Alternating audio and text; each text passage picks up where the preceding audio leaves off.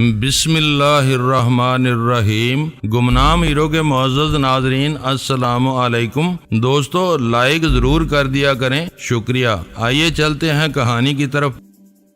تقریباً آدھے منٹ بعد بلیک ڈیڈ کی نیند کے نشے میں ڈوبی ہوئی بوجھل آواز سنائی دی۔ ہائے ڈینی، کیا تم اپنے ملک واپس پہنچ چکے ہو؟ میں تمہارے پیغام کا منتظر تھا۔ نہیں ڈیڈ، ہم لندن میں رک گئے ہیں۔ ہمارے پاس ویزا موجود تھا، بس سامان آف لوڈ کروانے میں تھوڑی سی دشواری ہوئی، ورنہ سب ٹھیک ہے۔ پاکستان میں ہمارے لیے خطرات پیدا ہو چکے ہیں۔ او گاڈ، تم کو لندن میں بھی محتاط رہنا ہوگا۔ اچھا ہوا کہ تم یہاں سے وقت پر نکل گئے۔ کل سے آباز کرمانی کے بجائے تم دونوں کی تلاش شروع ہو گئی ہے۔ ہوٹل کھنگالے جا رہے ہیں۔ نیو یارک کے تینوں ہوائی اڈوں اور زمینی راستوں پر مخبر پھیلا دیے گئے ہیں۔ بدترین خبر یہ ہے کہ پیری کابل کو اٹھا لیا گیا ہے۔ کس نے اٹھایا؟ اس کا جرم کیا ہے؟ یہ خبریں میرے لیے متوقع تھیں، پھر بھی بلیک ڈیڈ کی دل جوئی کے لیے مجھے خاصی بے ساختہ حیرت کا اظہار کرنا پڑ گیا۔ یہ سور کے بچے CIA والے فرعون ہوتے ہیں، کسی کو کچھ نہیں بتاتے۔ اس کی برا فروختہ آواز آئی۔ بیم گن کے بعد بیلٹ پھٹنے سے کئی آئی مین شبہات کی زاد میں آئے ہیں، لیکن کچھ بھی نہیں ہوگا۔ پیری آہنی اعصاب کا مالک ہے، اپنی جان پر ہر ستم سہ لے گا مگر زبان نہیں کھولے گا۔ میری دعا ہے کہ تمہاری یہ خوش گمانی حقیقت ثابت ہو۔ پیری بکھر گیا تو تمہاری باری بھی آ سکتی ہے، میں نے پورے خلوص کے ساتھ جواب دیا۔ یہ بہت دور کی بات ہے لیکن رونما ہو سکتی ہے۔ اس وقت تمہارا مشورہ کیا ہے؟ روپوشی اختیار کر لو جب تک مسئلہ صاف نہ ہو۔ سامنے آنے کی غلطی نہ کرنا، وہ میرے آدمیوں کا جینا حرام کر دیں گے، ایک ایک کو رگیدنا شروع کر دیں گے۔ خاص آدمیوں کو بھی انڈر گراؤنڈ کر دو، دوسروں کی طرف سے آنکھیں بند کرنی ہوں گی۔ یہ مجبوری ہے، تم نے جلد ہی فیصلہ نہ کیا تو پچھتانے کی بھی مہلت نہیں ملے گی۔ میں نے یہ ٹھکانہ چھوڑ دیا تو تم سے میرا رابطہ ختم ہو جائے گا۔ ایسا کرو کہ تم مجھے اپنا فون نمبر دے دو۔ ابھی تم نے مجھے چوکنا رہنے کا مشورہ دیا ہے، میں بھی ایک جگہ ٹک کر نہیں رہوں گا۔ آج یہاں ہوں، کل پتہ نہیں لندن کے کس ہوٹل میں ڈیرا ڈالنا پڑ جائے۔ بس پھر ہم ایک دوسرے کے لیے دعا ہی کر سکتے ہیں۔ ویسے جوڈی ایک بے ضرر سی بڑھیا ہے، وہ یہیں رہے گی، تم چاہو تو اس سے بات کرتے رہنا۔ حالات کے تحت میں بھی اس سے رابطے میں رہوں گا۔ پیری کابل کی گرفتاری پر بلیک ڈیڈ کی پریشانی بے جا نہیں تھی۔ اس واقعے کے مضمرات کو بہت اچھی طرح سمجھتے ہوئے بھی وہ خوش فہمیوں کے سہارے لینے کی کوشش کر رہا تھا۔ اس سے گفتگو ختم کرتے ہوئے میرے ذہن میں خود بخود جینی کا نام ابھر آیا۔ ہماری نیو یارک سے روانگی سے ایک رات پہلے ہی وہ ہم دونوں کی طرف سے بد دل ہو کر نیو یارک کے پولیس چیف کو ہمارے بارے میں خط فیکس کرنے کا ارادہ کر چکی تھی، لیکن ویرا نے اگلے چند روز میں ملاقات کا جھوٹا وعدہ کر کے اسے منا لیا تھا۔ مجھے یقین تھا کہ جینی بس چند روز ہی انتظار کرے گی۔ جب اسے یہ یقین ہو جائے گا کہ اس کے تشنہ سوالوں کے جواب دینے کے لیے ہم اس کے پاس نہیں پہنچیں گے تو وہ خاموشی کے ساتھ اپنے ارادے کو عملی جامہ پہنا دے گی۔ نیو یارک میں ہماری اہم ترین سرگرمیوں کی وہ مضبوط گواہ تھی۔ جینی اور بلیک ڈیڈ میں سے کسی پر ہمارا کوئی زور نہیں تھا، وہ دونوں ویرا کے پرانے واقف کار تھے۔ ہم نے امریکہ میں اپنے مقاصد کے حصول کے لیے ان دونوں کو بدری ناتھ سے زیادہ استعمال کیا تھا۔ بدری ناتھ کو ہم اپنے ہاتھوں سے ختم کر آئے تھے۔ ان دونوں نے ہمیں سکون سے امریکہ سے نکلنے کی مہلت دے دی۔ ہمارے وہاں آ جانے کے بعد جینی جو کچھ بھی کر گزرتی اس پر اس کا کوئی شکوہ نہیں کیا جا سکتا تھا۔ اب تم امریکہ کو بہت پیچھے چھوڑ آئے ہو۔ ویرا نے مجھے سوچ میں غلطاں دیکھ کر کہا، بھول جاؤ کہ وہاں کیا ہو رہا ہوگا۔ ان لوگوں کے ہاتھ کتنے بھی لمبے ہوں، پاکستان میں ہماری گردنوں تک نہیں پہنچ سکتے۔ امید تو یہی ہے، لیکن ایسی مثالیں بھی موجود ہیں کہ انہوں نے اپنے مطلوبہ مجرموں کو دور دراز ملکوں سے اغوا کر کے امریکہ میں سخت ترین سزائیں دی ہیں۔ یہاں سے انہیں ہمارے خلاف سرکاری تعاون نہ ملا تو وہ دوسرے حربے استعمال کریں گے۔ دوسرے حربے وہ ایک مدت سے استعمال کر رہے ہیں، اب ان سے کون سی قیامت آ جائے گی۔ 4:30 بجے ہم چائے نوشی میں مصروف تھے کہ اول خان فون کرنے کے بجائے خود ہی آ پہنچا۔ اس نے کافی یقین دہانیاں حاصل کرنے کے بعد گیپ کا اصل مسودہ اسلام آباد بھجوا دیا۔ اس نے آتے ہی اپنے دن بھر کی کارکردگی کے بارے میں بتایا۔ کل دوپہر تک اس بارے میں پوزیشن سامنے آ جائے گی۔ میں نے اس کے آتے ہی سوالات کی بھرمار کرنے کی بجائے اسے اطمینان سے چائے ختم کرنے کا موقع دیا اور پھر اس کے دونوں ملزموں کے ضامنوں کے بارے میں پہلا سوال کر ڈالا۔ میرا دل کھٹا ہو گیا تھا۔ میں نے ان کے معاملے میں دلچسپی نہیں لی۔ اس نے صاف گوئی سے کہا، سنا ہے کہ ضمانتیں معمولی تھی، کسی ایک ہی شخص نے گاڑی کے کاغذات پر انہیں چھڑا لیا تھا۔ تم نے یہ معلوم کرنے کی کوشش تو کی ہوتی کہ ضامن کون تھا اور اس نے کس کے ایما پر ان دونوں کی ضمانت لی تھی۔ میں نے محتاط انداز میں اپنی رائے دی۔ اس کارروائی سے چند چہرے ضرور بے نقاب ہو جاتے۔ اگر تم اس بارے میں اسی قدر سنجیدہ ہو چکے ہو تو میں ابھی فون پر معلوم کیے لیتا ہوں۔ میری طرف سے اسبات میں جواب پا کر اول خان نے ڈرائنگ روم میں موجود انسٹرومنٹ سے فون کیا۔ میں نے CSD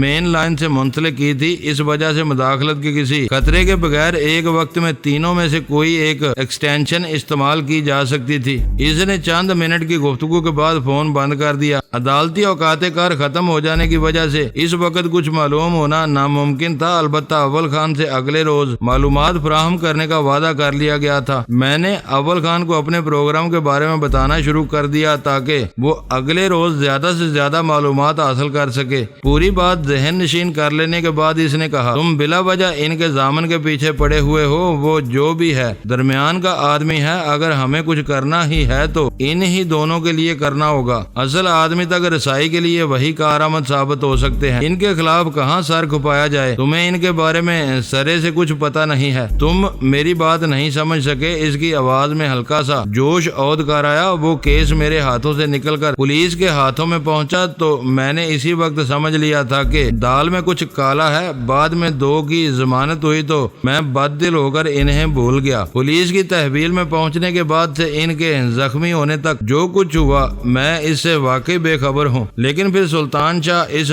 چکر میں ملوث ہو گیا تو مجبوراً مجھے ان پر دھیان دینا پڑا۔ 2 مشتبہ افراد کے دیکھے جانے کے بعد میری توجہ میں اضافہ ہو گیا۔ لا حول ولا قوت! اور یہ بات تم مجھے آج بتا رہے ہو؟ کہاں ہیں وہ دونوں؟ زخمی ہونے کے بعد انہیں اسپتال ہی لے جایا گیا تھا۔ ڈاکٹروں نے انہیں دیکھتے ہی جواب دے دیا۔ سلطان شاہ نے ان کے گھٹنوں کو بڑی صفاقی سے برباد کیا۔ گولیاں پیچھے سے گھس کر گھٹنے کی پوری ہڈی کو چکنا چور کرتی ہوئی آگے سے نکل گئی تھی۔ بچے ہوئے ریزوں کو کوئی مائکرو سرجن یکجا نہیں کر سکتا تھا۔ اس رائے کے بعد کوئی ان دونوں کو گھر لے گیا تھا۔ وہ دونوں ایک ماہر کی نگرانی میں وہیں زیر علاج ہیں۔ ان کی حفاظت اور دیکھ بھال کے لیے نرسنگ اسٹاف کے علاوہ ہر وقت 3 محافظ بھی وہاں موجود رہتے ہیں۔ تم ان کے بارے میں پوری طرح باخبر ہو، پھر میں یہ کیوں سمجھتا رہا کہ تم اندھیرے میں ہو؟ تم نے کل کھل کر کوئی بات ہی نہیں کی تھی۔ اس نے یاد دلایا، تم قسطوں میں سوال کرتے رہے، میں اسی طرح نپے تلے جواب دیتا رہا۔ کل تم نے امریکہ سے یہاں قدم رکھا ہی تھا، تمہیں یہاں کے حالات کا علم نہیں تھا اور میں تمہارے ذہن پر آتے ہی غیر ضروری بوجھ نہیں ڈالنا چاہ رہا تھا۔ یہ بات تو مجھے بھی اب معلوم ہو رہی ہے کہ وہ اسی گھر میں زیر علاج ہیں۔ سلطان شاہ نے کہا، میں نے تم سے یہ تفصیل دانستہ پوشیدہ رکھی تھی۔ تم ان کے دوسرے گھٹنے توڑنے کا ارادہ کر لیتے تو میں تمہیں کیسے روک سکتا تھا؟ تمہیں دلیری اور خود سری کے فرق کا اندازہ نہیں ہے۔ وہ گھر میں ہیں تو ان کے بال بچے بھی وہیں آ گئے ہوں گے۔ ویرن نے دریافت کیا، بنگلہ چھوٹا ہے، شاید ان کی بیویاں آ گئی ہوں، بچے وہاں نہیں دیکھے گئے۔ ایسی مہلک چوٹوں کا گھر پر کیا علاج ہو رہا ہوگا؟ غزالہ نے حیرت ظاہر کی۔ انہیں سرجری کی ضرورت تھی، گھر پر رہ کر وہ یقیناً معذور ہو جائیں گے۔ کیا ہو رہا ہے یہ مجھے نہیں معلوم، اتنا معلوم ہے کہ وہ اپنے گھر پر ہیں۔ اول خان بولا، سلطان شاہ کے حملے نے ان دونوں کو خوفزدہ کیا ہوا تھا۔ اسپتال میں انہوں نے خود کو غیر محفوظ تصور کرتے ہوئے گھر پر رہنے کو ترجیح دی ہوگی۔ ان کے گھٹنوں کے جوڑ اور چپنی ہڈی کے بچنے کی کوئی امید نہیں تھی۔ ان کی ضرورت یہ تھی کہ ان زخموں سے ہڈیوں کے ٹکڑے نکال کر زخموں کو بھرپور دیکھ بھال کی جائے۔ ایسی صفائی شاید کسی باقاعدہ آپریشن کے بعد ہی کر لی گئی ہوگی۔ اگر ان پر نظر رکھی جا رہی ہے تو تمہیں یہ اندازہ ضرور ہوگا کہ ان پر دوبارہ کیسے ہاتھ ڈالا جا سکتا ہے۔ میں نے اس سے سوال کیا، آج تم ہاتھ ڈالو گے، کل پھر قیدی کو پولیس اسٹیشن چھوڑنا پڑ جائے گا۔ ویرا نے ٹکڑا لگایا، وہ باقاعدہ آپریشن تھا۔ بہت سے لوگوں کو علم تھا کہ special task force Madan Mohan کے NIC کو تباہ کرنے کے لیے کارروائی کر رہی ہے۔ نئی گرفتاری STF کی خفیہ مہم ہوگی۔ کسی کو کانوں کان بھی پتہ نہیں چلے گا کہ زخمی کہاں غائب ہو گیا؟ میں پہلے بھی یہی کہہ رہا تھا کہ ایس ٹی ایف کہیں اتنی مجبور نہیں ہو سکتی کہ ایک مسلمان مجرم کو چھوڑنے کے بعد صرف تماشا دیکھتی رہے۔ یہ قدم پہلے بھی اٹھایا جا سکتا تھا۔ میں نے کہا ہم دروازے پر دستک دے کر اپنی نفری اور ہتھیاروں کے زور پر کسی کو لائے تو بات پوشیدہ نہیں رہ سکے گی۔ یہ کام بالا ہی بالا ہونا چاہیے۔ اول خان نے میرے ایک اندیشے کی وضاحت کر ڈالی۔ پھر تو ہم کو ہی کچھ کرنا ہوگا۔ ایس ٹی ایف سے بالا ہی بالا کون قیدی کو اٹھائے گا؟ ویرا نے پوچھا۔ شاید میں اپنی بات واضح نہیں کر سکا، اول خان نے پہلو بدل کر کہا۔ مجھے خوشی ہوئی کہ اس معاملے میں اس کی دلچسپی بڑھتی جا رہی تھی۔ اس کی بات جاری رہی۔ کام میرے آدمی کریں گے، قیدی میرے لاکب میں جائے گا، ہمارے طریقوں کے مطابق اس کا اندراج ہوگا اور ہم ہی اس سے پوچھ گچھ کریں گے، لیکن یہ کام اس طرح خاموشی سے کیا جائے گا کہ باہر کے کسی آدمی کو اس اغوا میں ایس ٹی ایف کے ملوث ہونے کا شبہ نہ ہو۔ یہ بات لیک آؤٹ ہو گئی تو دباؤ کے ساتھ ہی کچھ مجھ سے کڑی باز پرس بھی ہو سکتی ہے۔ سب کے چہروں پر اطمینان پھیل گیا۔ غزالہ مسکراتی ہوئی کچن کی طرف چل دی۔ میں ولی جان کے بجائے شنکر رائے پر ہاتھ ڈالنے کو ترجیح دوں گا۔ میں نے رائے دی، اپنی مذہبی ہمدردیوں اور محکمے کی بنا پر وہ زیادہ اہم معلوم ہوتا ہے۔ یہ سب ہو جائے گا، اول خان نے یقین دلایا۔ میں نے اپنا مدعا بیان کر دیا ہے، اب یہ بتاؤ کہ اس تجویز پر عمل کیسے ہوگا؟ 3 مسلح محافظوں کی موجودگی میں ادھر کا رخ کرنا خطرے سے خالی نہیں ہوگا۔ اول خان کا وہ سوال سب سے اہم تھا کہ اس کی تجویز پر عمل کیسے کیا جائے۔ 3 محافظوں کی موجودگی میں اتنی خاموشی سے ایک زخمی کو نکال کر لانا آسان نہیں ہوگا۔ ایسا نہ ہو کہ اس کوشش میں تم اپنے 1-2 آدمی گنوا بیٹھو۔ ویرا نے اپنی تشویش ظاہر کی۔ میں گہری سوچ میں ڈوب گیا۔ شنکر رائے کی رہائش گاہ کا ایک چکر لگائے بغیر اس کارروائی کے بارے میں کوئی آخری فیصلہ کرنا ممکن نہیں تھا۔ سلطان شاہ اٹھ کر اندر چلا گیا تھا۔ اس گھر کے کسی حصے میں بے ضرر سی آگ لگا دی جائے تو محافظوں کی توجہ ادھر مبذول ہو سکتی ہے۔ اول خان نے سوچتے ہوئے کہا، اس دوران میں شنکر کو وہاں سے نکالنے کی کوشش کی جا سکتی ہے۔ دیر ہو گئی تو محافظ تمہارے آدمی کو باڑ پر رکھ لیں گے۔ ویرا نے اعتراض کر دیا، اس سے بہتر ہے کہ تمہارے تجربے کار آدمیوں کی بھاری نفری سادہ کپڑوں میں وہاں دعویٰ بول دے۔ تھوڑا سا شور شرابہ ضرور ہوگا، لیکن تمہارے کسی آدمی کے نقصان کا خطرہ باقی نہیں رہے گا۔ دونوں طرف خودکار ہتھیار موجود ہوں تو یقین سے کچھ بھی نہیں کہا جا سکتا۔ گولی اپنے اور پرائے میں تمیز نہیں کرتی۔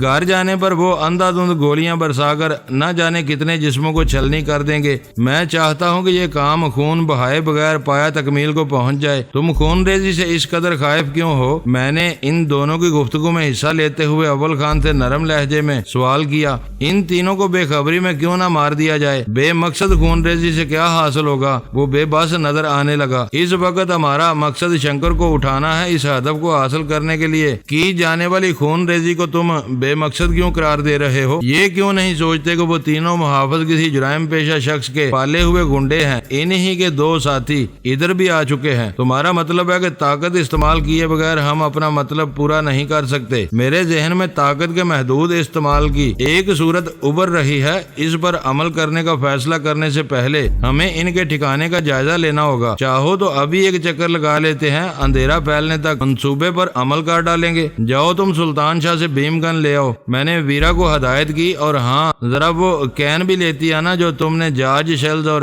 اس کی کتیا پر استعمال کیا تھا۔ میں نے وہ کین تمہارے سوٹ کیس میں دیکھا تھا۔ اس کین میں کیا ہے؟ ویرا کے چلے جانے کے بعد اول خان نے تجسس سے پوچھا۔ کلورو فارم کی نسل کی کوئی گیس ہے، ناک پر پہلی فوار پڑتے ہی شکار کو بے ہوش کر دیتی ہے۔ بیم گن اور کلورو فارم اسپرے کا مطلب ہے کہ تم کافی دور تک سوچ چکے ہو۔ مجھے بتاؤ کہ تم کیا طے کیے بیٹھے ہو؟ ایسا نہ ہو کہ میرا کوئی آدمی تمہارے مطلوبہ معیار پر پورا نہ اتر سکے۔ اس کی تم پرواہ نہ کرو، ضروری ہوا تو میں خود تمہارے ساتھ اس مہم پر چلوں گا۔ تم خود میرے انکشاف پر وہ حیران رہ گیا۔ میں تمہیں یہ خطرناک مشورہ نہیں دوں گا، یہ کام بہت اہم ہے۔ تم اندازہ نہیں کر پا رہے ہو کہ ہم نے بڑھ کر ان لوگوں کی گردنیں نہ دبوچی تو وہ ہماری بے خبری میں کسی بھی وقت ہمارے اوپر آ پڑیں گے۔ ہم روز روز گھر بدل سکتے ہیں، نہ ان کے ڈر سے 24 گھنٹے گھر میں محصور رہ سکتے ہیں۔ ویرا ذرا سی دیر میں دونوں چیزیں لے آئی۔ میں نے ہلا کر دیکھا تو کین میں سیال گیس کی خاصی مقدار موجود تھی۔ یہ ویرا کی عقل مندی تھی کہ اس نے جارج شیلز کی بے ہوشی کے بعد وہ کین اپنے بیگ میں رکھ لیا تھا جو بعد میں سوٹ کیس میں منتقل ہو گیا۔ اس نے احتیاط سے کام نہ لیا ہوتا تو فورٹ ہاؤس کی خوفناک افراتفری میں وہ کین کہیں بھی ضائع ہو چکا ہوتا۔ ابھی تم صرف جائزہ لینے جا رہے ہو تو ان دونوں چیزوں کی ساتھ لے جانے کی کیا ضرورت ہے؟ ہیرا نے میرے چہرے پر نظریں گاڑ کر پوچھا۔ ساتھ لے جانے میں حرج ہی کیا ہے؟ میں نے اسے آنکھ مار کر سوال کر ڈالا۔ اس نے میرے ساتھ بحث نہیں چھیڑی لیکن ساتھ چلنے کا مطالبہ پیش کر ڈالا۔ ہم جن حالات سے گزر کر واپس آئے ہیں وہ خوشگوار نہیں تھے۔ کل یہاں کیا رنگ رہتا ہے اس کے بارے میں بھی کچھ نہیں کہا جا سکتا۔ فی الحال ہمیں ایک دوسرے کے ساتھ منظر عام پر نہیں آنا چاہیے۔ میں ڈینی کے مشورے سے 100% متفق ہوں۔ اول خان نے میری تائید کی۔ شاید انہی دور اندیشیوں نے تم کو ابھی تک دشمنوں سے بچایا ہوا ہے، ورنہ وہ تم کو بہت پہلے ٹھکانے لگا چکے ہوتے۔ میری اور اول خان کی گلشن اقبال روانگی کی خبر خزالہ اور سلطان شاہ نے حیرت سے سنی اور سوالات کی بھرمار کر دی۔ ہم میں سے کسی کے پاس ان بے تکے سوالوں کے جواب نہیں تھے۔ اول خان کی غیر سرکاری نمبر پلیٹ والی گاڑی میں ہم گھر سے روانہ ہوئے تو شام کے 6 بج چکے تھے۔ میرا اندازہ تھا کہ راستے میں ٹریفک کی بھیڑ بھاڑ اور فاصلے کی وجہ سے ہمارے گلشن اقبال پہنچنے تک ہر طرف خاصا اندھیرا پھیل جائے گا۔ ایسا ہونے کی صورت میں ہمیں دوبارہ ادھر جانے کی ضرورت نہیں رہتی۔ ہم ڈیفنس سے نکل کر کورنگی روڈ پر بائیں طرف مڑتے ہوئے تھوڑی ہی دور گئے تھے، رک جانا پڑا۔ ہمارے آگے تک گاڑیوں کی لمبی قطاریں لگی ہوئی تھیں جو رینگ کر آگے سرک رہی تھی۔ اول خان نے آگے کا جائزہ لے کر گاڑی واپس گھمانے کا قصد کیا لیکن وہاں گنجائش ہی نہیں رہی تھی۔ پیچھے جمع ہونے والی بسوں اور دوسری گاڑیوں نے واپسی کی راہ مسدود کر دی تھی۔ پھنس گئے۔ اب دیکھو کہ اس ٹریفک جام سے کتنی دیر میں نجات ملتی ہے۔ سورج غروب ہو رہا تھا۔ شام کے سائے بہت تیزی کے ساتھ دراز تر ہوتے جا رہے تھے۔ ہماری گاڑی جوں کی چال سے رینگتی ہوئی ریلوے لائنوں پر بنے ہوئے پل پر پہنچی تو اندھیرا پھیل چکا تھا۔ اسٹریٹ لائٹس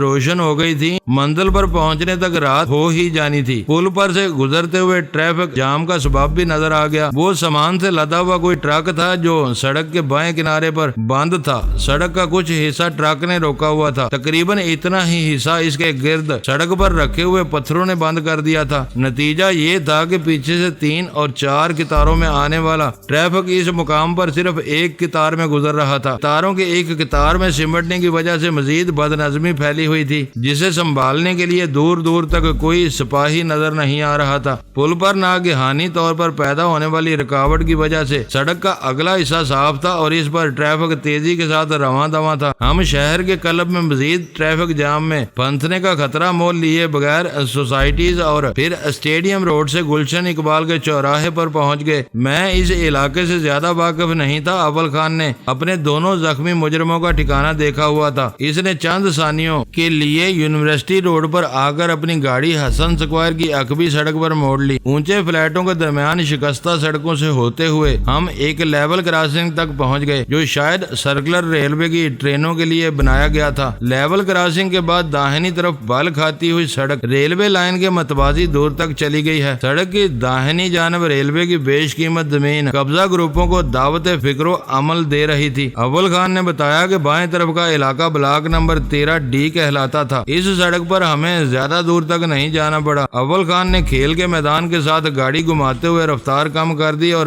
کہا بائیں ہاتھ پر سبز رنگ کا 5واں مکان انہی کا ہے۔ اول خان کا وہ انکشاف سنتے ہی میری طبیعت خوش ہو گئی۔ وہاں برقی کھمبے موجود تھے لیکن اسٹریٹ لائٹس کا کوئی بندوبست نہیں تھا۔ میدان کے کناروں پر بے ترتیبی سے اگی ہوئی گنجان اور خود رو جھاڑیوں کی وجہ سے اس سڑک پر سرے شام ہی ہو کا عالم طاری تھا۔ 5واں مکان در حقیقت 5واں نہیں تھا کیونکہ درمیان میں کم از کم 2 خالی پلاٹ تھے جن پر کوڑے کے ڈھیر پڑے ہوئے تھے۔ سبز رنگ کے 5ویں مکان سے متصل پلاٹ بھی خالی تھا۔ میں نے گہری نظروں سے جائزہ لے کر وہ پوزیشن ذہن نشین کر لی۔ اس مکان کے سامنے خود رو جھاڑیوں سے اٹا ہوا تاریک میدان ہونے کی وجہ سے مجھے کام خاصا سہل نظر آنے لگا تھا۔ میدان کے اختتام پر پتلی سی سڑک کے ساتھ 2 ربیہ مکانات کا سلسلہ شروع ہو گیا۔ وہ سب آباد اور بارونق نظر آ رہے تھے۔ بیشتر مکانوں پر گیٹ لیمپ روشن تھے جو اسٹریٹ لائٹس کی کمی پوری کر رہے تھے۔ اس تنگ سڑک سے نکل کر اول خان نے گاڑی داہنی طرف موڑ لی۔ مکان دیکھ لیا، یہ بتاؤ کہ اب تمہارا کیا ارادہ ہے؟ اول خان نے پوچھا۔ ارادہ نیک ہے، کچھ دیر ادھر ادھر وقت گزار لیں پھر گاڑی اسی طرف گھما لینا۔ کیوں، کیا کوئی بات نگاہوں میں آنے سے رہ گئی ہے؟ میں نے سب دیکھ لیا ہے، اب تو کام کرنا ہے تاکہ ہاتھوں ہاتھ نمٹ جائیں۔ کیا مطلب کسی تیاری کے بغیر ہی ان لوگوں سے ٹکر لوگے؟ وہ بکھلا گیا۔ بیم گن اور گیس سپرے موجود ہے، تیاری تو پہلے ہی مکمل ہے۔ تم تو کہہ رہے تھے کہ جائزہ لینے کے بعد پروگرام طے کرو گے۔ جائزہ لے لیا، اسی کے بعد میں نے یہ فیصلہ کیا ہے کہ ابھی نمٹ لیا جائے۔ سوچ لو، آس پاس گنجان آبادی ہے، اس سڑک پر ویرانی ضرور ہے مگر دونوں طرف سے گاڑیاں آتی جاتی رہتی ہیں، کہیں ہم رنگے ہاتھوں پکڑے نہ جائیں۔ میری خاطر آج یہ تجربہ بھی کر ڈالو۔ یہ بتاؤ کہ اس وقت تمہارا آدمی کہاں چھپ کر اس مکان کی نگرانی کر رہا ہوگا؟ اسے بتانا ہوگا کہ ہم سے کوئی طرز نہ کرے۔ نگرانی بس دن میں ہوتی ہے، مغرب کے بعد باہر اتنا سناٹا ہو جاتا ہے کہ خوف آنے لگتا ہے۔ میں رات کو کسی کو ادھر نہیں بھیجتا۔ اس نے مطلع کیا۔ 10-15 منٹ گزارنے ہیں تاکہ میں اپنے ذہن میں کوئی خاکہ بنا سکوں۔ ہم اس سڑک پر آبادی کے اندر سے داخل ہوں گے تاکہ ہماری گاڑی کا رخ واپسی کے راستے کی طرف رہے۔ کام مکمل ہونے کے بعد 1 منٹ کے لیے بھی ہم نہیں رکیں گے۔ ابھی تک میں تمہارے ہر ہدایت پر لفظ بے لفظ عمل کرتا آ رہا ہوں، لیکن تمہارے ارادوں سے بالکل بے خبر ہوں۔ مجھے کچھ تو بتا دو کہ تم کیا کرنے جا رہے ہو۔ ایسا نہ ہو کہ عین وقت پر میرے اور تمہارے درمیان کوئی غلط فہمی رہ جانے کی وجہ سے کوئی گڑبڑ ہو جائے۔ تم یقین کرو کہ ابھی تک میرا ذہن صاف نہیں ہے، بس چند موٹی موٹی باتیں طے شدہ ہیں۔ اس گھر میں 3 مسلح محافظوں کے علاوہ 2 معذور مجرم اور ان کی بے گناہ بیویاں موجود ہیں۔ میں دروازہ کھلوا کر اندر داخل ہونے کا ارادہ رکھتا ہوں۔ نیت یہ ہے کہ کم سے کم خون ریزی کر کے باقی لوگوں کو بے ہوش کروں اور شنکر رائے کو اٹھا کر تمہاری گاڑی تک لے آؤں۔ وہاں سے ہم سیدھے تمہارے کیمپ آفس نکل جائیں گے۔ یہ کیسے ہوگا؟ وہ تمہیں اندر کیوں گھسنے دیں گے؟ اول خان اعصاب زدہ ہوا جا رہا تھا۔ دیکھنا ہوگا، ایک ترکیب یہ بھی ہو سکتی ہے کہ ہم ان کے گھر کے سامنے گاڑی بند کر کے بونٹ اٹھا دیں اور میں ریڈیٹر کے پانی کے لیے ان کے دروازے پر گھنٹی بجاؤں۔ اگر بات بن گئی تو کوئی محافظ پانی کی بالٹی اٹھانے کے لیے اندر بلا سکتا ہے۔ بہت موزوں تجویز ہے، لیکن فرض کرو کہ وہ پانی نہیں دیتے، پھر کیا کرو گے؟ یہ فیصلہ اسی وقت کرنا پڑے گا، پہلے سے کچھ طے نہیں کیا جا سکتا۔ شاید میں سامنے آنے والے کو مار ہی ڈالوں۔ ہمیں کچھ نہ کچھ کرنا پڑے گا۔ وہ ایک سے زیادہ ہوئے تو کیا ہوگا؟ دوسروں نے شدید رد عمل کا مظاہرہ کیا تو تمہاری پوزیشن کیا ہوگی؟ مار داڑ سے دہشت زدہ ہو کر عورتوں نے ہذیانی آوازوں میں چیخنا شروع کر دیا تو کیا بنے گا؟ سوالات بے شمار ہیں، میں بھی انہی میں الجھا ہوا ہوں، مگر ایک بات طے ہے کہ میرا مار داڑ کا کوئی ارادہ نہیں۔ بیم گن اور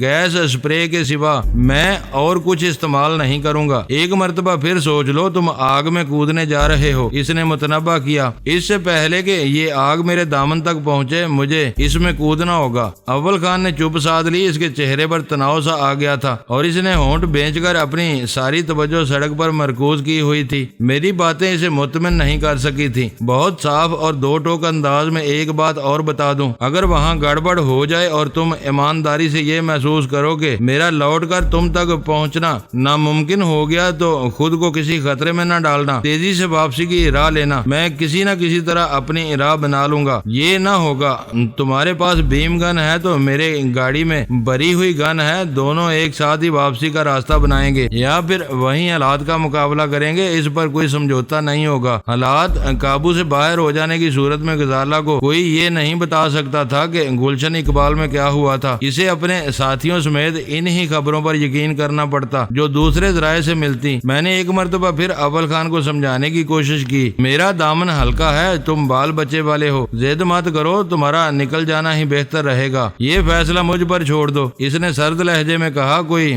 بری گھڑی آئی تو ہم دونوں اپنے اپنے فیصلے کرنے کے لیے پوری طرح آزاد ہوں گے۔ گاڑی واپس لے لو، 8 بج رہے ہیں۔ اگر آج ٹیلی ویژن پر کوئی اچھا ڈرامہ آ رہا ہے تو لوگ گھروں میں محصور ہوں گے اور سڑک کی ویرانی ہمارا ساتھ دے گی۔ اول خان نے یو ٹرن لینے کی بجائے گاڑی اگلی سڑک پر موڑ لی۔ میں نے آخری بار اپنی جیبوں کو ہاتھ لگا کر بیم گن اور گیس اسپرے کین کی جگہ کا تعین کیا اور اپنی سیٹ پر سیدھا ہو کر بیٹھ گیا۔ ہم ان دونوں کی کمین گاہ سے بہت دور نہیں نکلے تھے۔ چند منٹ بعد ہم دوبارہ اسی سڑک پر تھے۔ گاڑی کی رفتار دھیمی تھی، سڑک دور تک صاف نظر آ رہی تھی۔ 2 رویہ مکانوں سے آگے ویران میدان اور سبز مکان کے درمیان اول خان نے گاڑی کنارے سے لگا کر انجن بند کر دیا۔